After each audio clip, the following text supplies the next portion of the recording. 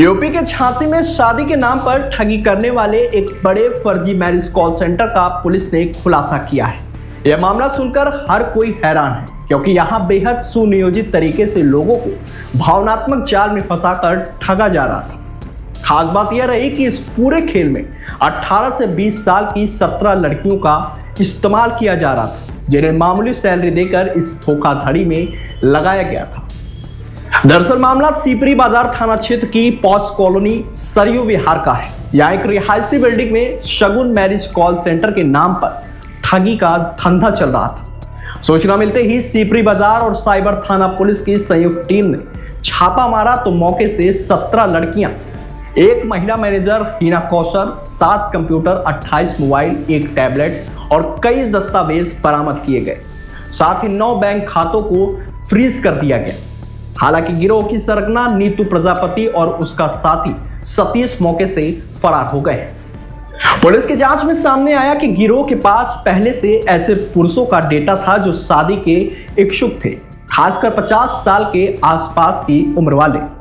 Call centre में काम करने वाली लड़कियां इन लोगों को फोन करती, उनसे मीठी मीठी बातें करती और शादी का सपना दिखाती। फिर भरोसा बढ़ने पर उन्हें लड़कियों की फोटो और बायोडेटा भेजा जाता था।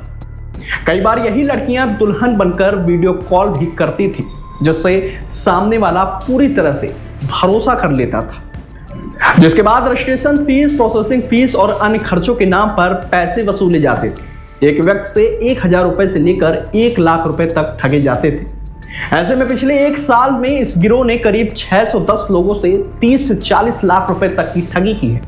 पुलिस का कहना है कि कॉल सेंटर में काम करने वाली सभी लड़कियां गरीब परिवारों से थी और खुद इस साइबर ठगी का शिकार हो चुकी थी। इसीलिए उन्हें रेस्क्यू कर काउंसलिंग के बाद उनके परिजनों को सौंप दिया गया है।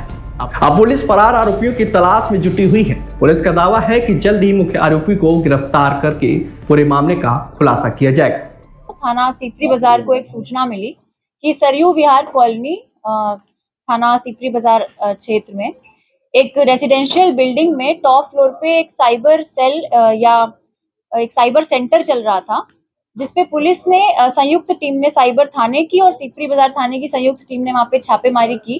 तो वहां हमें करीब 17 से 20 महिलाएं मिली जो ये कॉल सेंटर चला रही थी। ये कॉल सेंटर शगुन मैट्रिमोनी के नाम से चल रहा था।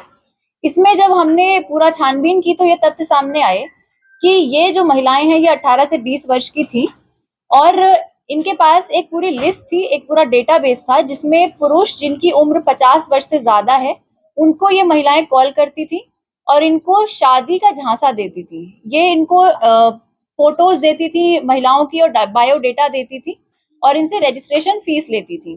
तो जब ये पुरुष इस झांसे में आ जाते थे कि इनकी शादी होगी, उसके बाद ये इनसे अभद्रता करती थी वीडियो कॉल और फोन कॉल के थ्रू, और ये चीटिंग करके वही महिला बन के बात करती थी।